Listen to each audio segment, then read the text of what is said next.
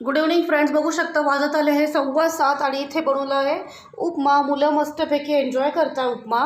Actually आमचा evening snacks रोज असतो, क्वचित कधीतरी असं चुकतं.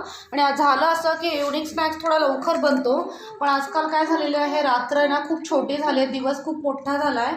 वाजले आहे 7:15 वाजले इथे बघू शकता, आणि तरीही बाहेर उजेड आहे अजूनही. असं वाटलं की मला 4-4:30 वाजले असावे असं वाटलं. मग नंतर समजलं की उशीर झाला. मग झटपट उठून मी ना भाजीची, एकाकडे लाल भाजी म्हणजेच राजगिरीची भाजीची, ज्याला लाल माठ वगैरे म्हणतात, त्याची तयारी करून घेतली. आणि एकाकडे पटकन असं उपीट बनवून दिलं मुलांना, कारण त्यांना इव्हनिंग स्नॅक्सची सवय आहे. मुलं खाताच आधी खूप कमी प्रमाणात खातात. मग इव्हनिंग स्नॅक्स, मॉर्निंग नाश्ता वगैरे मी कधीच स्किप करत नाही. मग त्यासाठी मी झटपट अशी तयारी केली. आहो देखील मला भरपूर हेल्प करतात.